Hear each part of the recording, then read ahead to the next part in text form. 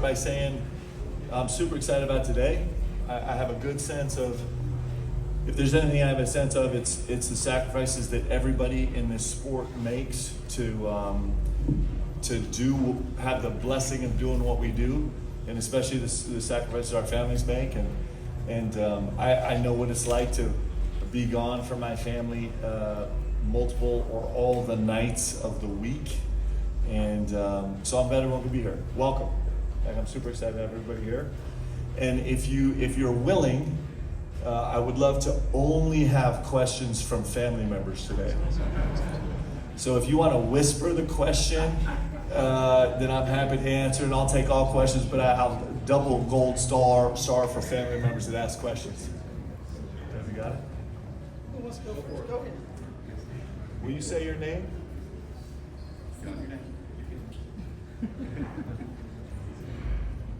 Go shot. Excellent question. Tell me your name. Enoch. Nice job. Your dad does a great job covering this whole sport. Did you know that? He does a great job. Your uncle. There you go. Your uncle does a great job. So listen, Jake, you say Jaden Quintz or Jaden Lowe? Or both? So J-Lo is going to be in a little bit of practice today, a little bit of non-contact practice. We're taking him, we're being really careful with him so he can be fully healthy when we start the season. And then JQ is, the thing I'm excited about is every time I look out of my office window, twice a day, 3 times a day, I see him down on the court in a full sweat. He's still a little bit of ways, but he's doing great. I wish you guys could have all been in the gym yesterday. If you can corner Randy Towner, please do. Because one of the conditioning sessions that Randy is doing with JQ right now is he's doing some boxing workouts where Randy has the gloves. And it was so incredible to watch JQ just chase him from one side of the court to the other, and Randy sheer terror on his face. Hands swollen today, so JQ's doing really good. Right. Yes? What game are you looking forward to the most? I cannot wait for this game tomorrow. Tomorrow we play the Georgetown Hoyas. Their coach, what's your name? Meg? That's a great question, Meg. The Georgetown Hoyas are one of the great programs in college basketball. Have one of the best coaches in Coach Ed Cooley, who does an unbelievable job. Tough team, hard fought, really skilled, bunch of guys that can make shots. It's going to be a big time game in Rupp Arena tomorrow. I'm really excited about this game. Yes? How much of this Georgetown credit is concession bonus? Excellent question. Tell me your name. Nicole, thank you. It is, so what we're doing in the preseason is we're trying to do scouts where we don't want to lose the progress of our team. The most important thing is us getting better. But working hard to win games is an unbelievable vehicle for us to also get better. So kind of like the Purdue scout, we're taking a deep dive into the teams and then just cherry picking little slices of the scout that fit with our team's progression right now. And that's kind of how we're rolling with this. So it's not a full-on intensive scout that's going to take us away from our team's progress, but we're using it in the ways that we can right now to make us better. This is a terrific team, a really, really tough, gritty team, and so they're going to challenge us in some ways that are incredibly useful for us right now as we try and prep for the season. Yeah. What are you going to do for Halloween? And are your daughters dressing up for Halloween? Okay, first of all, congratulations, right? This is a newborn as of like 3 or 4 months. Yeah, congrats. That's awesome. So happy for you.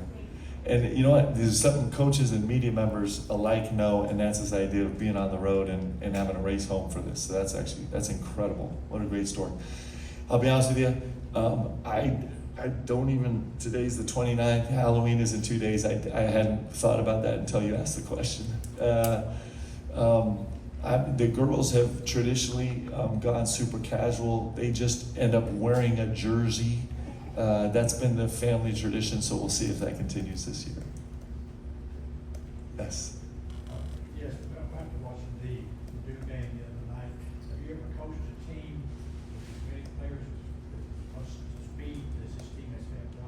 Yeah, I haven't coached a team this deep before. It's one of the challenges that we're really excited about this year is, and one of them, I mean, it's a rich person's problem, right? We're really blessed in the sense of having such an incredibly deep team and trying to fit these guys together. But man, we feel like we have some speed, some mobility, some toughness. What I was really excited about in the Purdue game, I was afraid that we were going to feel small in the game, especially our front line, because Purdue's front line is so veteran and so physical. And at least in that one game, I didn't feel like we were small. That made me feel really good. And also, when your sections came in, you realized that they scored 34 points and double that, that's 68 points. Yeah.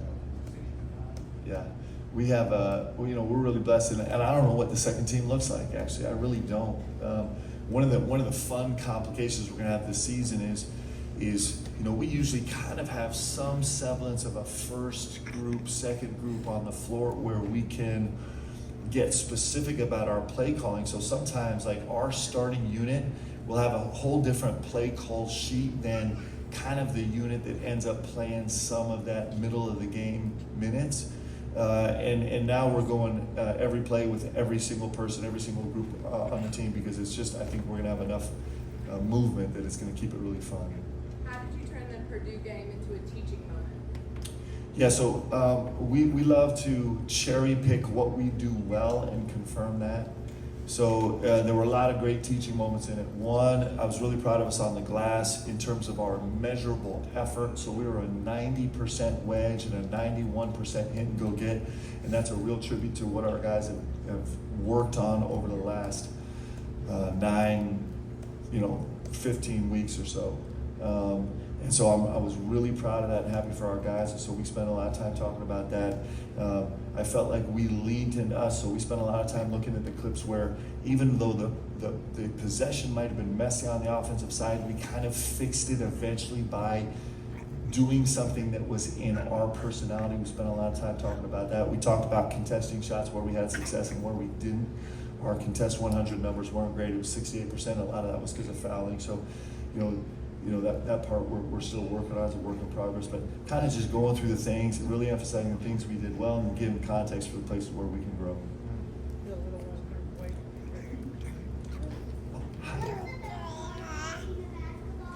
Ooh. The best part about being a basketball coach is being able to be with your moms and dads in these media press conferences. It's one of the really nice things. I think the best part about being the basketball coach here at Kentucky is the fact that we all do this together. The good days, the bad days, the times where I'm good and the times where I stink as a head coach, we all get to do it together. It's pretty great. Thank you for asking that question. What's your name? Sage. That's a beautiful name. Right here. How much do you rely on your beautiful wife, Yeah. Leanne, for advice? I rely on her so much. We're blessed to have, hopefully we're all blessed to have just a couple people in our circle that tell us the truth all the time, no matter how painful it might be. And Lee is, she's an incredible advisor, and she's an unbelievable sounding board, and she also, brings a perspective to my life that's incredible. She also is, she is the best person I know about teaching me how to love people and share with people and take care of people, and that's the most important part of this job. She develops incredible relationships with these players and with their families, and so the communication lines there are really important. And she's has a high X and O acumen where she crushes me a lot. Coach, Yeah. I told my son he could skip school to come here today, Oh. so he was in. Yeah. And I let him know that you and I are about the same age. Yeah. I went to school here at Yeah. the same time, and he told me I looked a lot older. Well. So you got that going for you. But his question is, has it been overwhelming? Has there been a day where you love being a Kentucky coach, but my gosh, it's like I need to punch out for an hour just to be by myself? Well, I do think that those moments where we can find quiet are really important. I think it's important for my players. One of the things we do at every single shoot around, so tomorrow at shoot around, and I know it's just a tiny little thing, but at the end of the shoot around, we have 5 minutes where the gym has to be completely silent. Nobody's allowed to say a word. And so just stealing these little moments where it's quiet is important. But I also remind myself that, and every stage of life, I've been really blessed to have had so many experiences where a part of my life ends in a moment. And so now, as an old person, I want to breathe in every single second. I know I only get to be the head coach at the University of Kentucky for a while, and so I am not leaving anything on the table here. Like, we all get a chance to serve in different capacities throughout our life, and there's only little windows where we get to do it. We only get to be in high school for 4 years, or for some people like me, maybe 5 or 6 or 7 years. But you only get to do it for 4 years, and so it's super stressful, and it's hard, and it's confusing, and it's frustrating, and scary, and you feel uncomfortable walking down the halls of your high school and all those things. But you only get to do it for 4 years, and then it's over. And so it's just soaking up every single second and giving your whole heart and soul to it. I think it's a beautiful way to live because you know it's coming to an end. And if you do that, then you don't have any regrets. And it's actually a beautiful way to live life. Thanks. Coach, as somebody who grew up here in the state, how do you convey how important it is to go out in the state and connect to the folks that are not from here, like the players that are not from here? I know growing up here, like, this is a huge moment for me, but when you guys go out and do visits with the players, how do you convey how much that means to folks, like the celebrities, that kind of thing? I'll tell you what's great about this place is I don't have to talk that much. I just have to connect. So my guys are out in the community a lot on purpose, finding chances to serve, because that actually helps us win, and it actually fulfills a higher purpose also. And so it's not me that teaches our guys what Kentucky basketball means and what this Commonwealth is and what this community is. It's actually this community and this Commonwealth. And so I could give you 100 examples, but one example is we went and spent some time in London, and we did a lunch of people. It was Shep and his organization put it together, and it was just families that had lost homes and in some cases lost loved ones and had miraculous stories. And so my guys got to sit there and listen to these stories of the people in Kentucky and then witness how they were rallying around each other, and that says everything that they need to know. And so when you hear my guys talk about this Kentucky on their chest and walking it up and want to play for the people that are in the upper deck just as much as the people in the lower deck, those aren't hollow words. They're actually seeing it more and more every day and learning it. And what a shame if they missed that. What a fail for me if they were here at the University of Kentucky and they missed the one thing that sets Kentucky apart from everyone else. So it's a beautiful process. It's an incredible gift to my guys, and they're taking advantage of understanding it. Hey, Coach, what were some of the biggest takeaways from how freshmen were playing in your game? Couldn't have been prouder. Everybody kind of leaned in. I've talked about Jasper extensively. I've talked about Colin Chandler and his incredible performance in a night when, maybe most of the stats didn't say that. Trent Noah is just solid. He just is. These return. I got on to returners. Malachi Moreno was just. I'll be honest with you. I was wondering how Malachi was going to be. I was wondering if when we played in the TBT game a couple weeks into the summer, Malachi's head was spinning a little bit like it's supposed to as a freshman. That's the way it's supposed to be as a freshman big. And he had some turnovers and some awkward plays. And so I expected that from him, especially walking into the gym the first time on his birthday against a great front line. And he didn't skip a beat. He was just on it. And BH, played sparingly, but is such an important part of this team, and is going to be an incredible player here at Kentucky, and then go on to be a great pro. Those guys were really impressive. What made you decide to host this event? It's kind of what I said at the beginning. Thank you for the question. Tell me your name. Meredith. Meredith. We all make sacrifices to do this. Like, we all make sacrifices to make this product that brings us all together. And I appreciate that maybe more deeply than you would understand, in the sense of, it's something about our husbands and wives being gone from 4 o'clock in the afternoon until midnight or 1 o'clock in the morning. It just is a weird time to be gone, and that's a big sacrifice. And so I just that's a sacrifice we all make. And sometimes we're on opposite sides of the deal, right? But that's a sacrifice we all make, and all of us are serving this game and serving the state really well, and I appreciate this crew. And so I'm just happy to have families here. I think it's important. I think family is the most important thing. I think that this world is actually a way better place the more stable families are, and families are incredibly complicated, and all those things are really true, but it's important. And so, this is fun. I actually love it. And because you guys are here, I don't have to have the same old questions from everybody else. Yeah. So some of us aren't blessed with a good hairline, and I've noticed since you've been at Kentucky, you've been bald a couple times. So some of us don't get to Looks choose. good. Yeah, So I'm looks kind of good. wondering, why do you choose to do that? So, I think decision fatigue is real, actually. At least it is for me.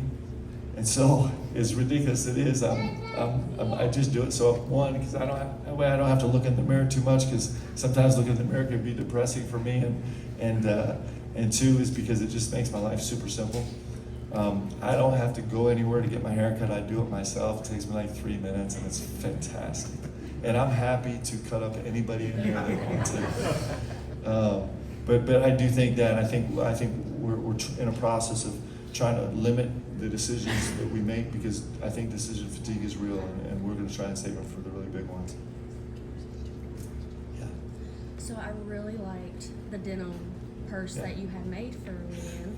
Any pointers on where I can get one of those? Hey, well, I'm about to get in big trouble. I might never have a kind word written again. So I didn't have that made. We actually just stumbled upon that in a blissful moment of serendipitous joy. And so, yes, I love the bag for sure. Couple more. Yes. So obviously every team, especially the Preseason player and looking they are out of but what is your favorite thing about this year? His team, it was really fun. So I think I shared this somewhat publicly maybe, but we were off yesterday. We have to have 12 mandatory days off in this 42-day period, and so we just had. But the day before yesterday, we had a really, really hard practice, and it was incredibly competitive. And so we're always looking for things to put on the line to even make it more competitive. And so what we did was we were doing an underneath out of bounds game, blue versus white versus scout. And so it just came to me that this was the time to do it. So the penalty for the losing team, either blue or white, was going to be that they, not the managers, had to do the laundry after practice, which is an ordeal. That's a 3-hour process. And it was going to be really good for our guys. And so just at the end of our scout film, our prep film for today, we showed the video of when Willis Mackey, who's one of our GAs, who's an unbelievable player and a great human being, going to be a superstar coach, actually he found a mismatch and made it quick against Colin Chandler. I'm sorry, Colin, I'm throwing you under the bus. And the gym went crazy.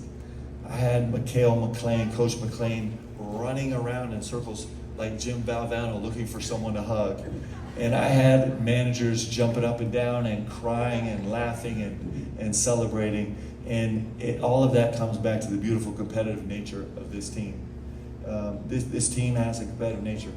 We have to foster it, we got to grow it, we got to cultivate it, but the heart of this team is to want to go compete. We have a little bit of grittiness to ourselves, and so if we can continue growing that throughout the season, that's what this team is going to be remembered for. Is this team just loves to walk in the gym, compete. It makes practice so much fun. It's really beautiful. Who had to do the laundry? So I'll tell you the truth. You guys can hold white accountable. So the white team lost. They had to do the laundry. And then one of our, so they started to go to the laundry, but one of their teammates stayed after for like 2 hours shooting, semi on purpose. And so, unbeknownst to me, our managers bailed him out. So that's why we showed the video, because on Friday there's going to be a big payday. There's going to be a big payday. Hey, Coach, what's your chess rating these days? Like a -7. Did I tell you guys about this? So you know, this JQ is just crushing me in chess. It's like I just lost all pride. And so, can I talk about the CBS thing, or am I allowed to do this? So CBS came and wanted to do a special on the chess. I think UK Sports Network did a super cool deal on it, and CBS picked it up. So they came, they wanted to video me and JQ playing chess. I'm like, no, I'm not doing that. So it was me and Colin Chandler, 2 boards, JQ on the other side of the table, and he had to go from board to board to board to board, alternating every move. And he was on a 2-minute timer. Colin and I had a composite 9 hours. True story. And one of us on my side was out in checkmate in like 11 moves. Fortunately, enough damage had been done on the other board that we came away with a split with JQ. But this chess thing has been really humbling. Anybody have some chess insights or secrets? I would love them. Maybe what I'm gonna do is start a game with JQ. I'm gonna post each move and see if I get feedback from BBN to help me along the way. Yeah. Mr. Pope just got me in trouble. My grandson wants me to Yeah. Hey, done deal. Let's go. If I can do both of you.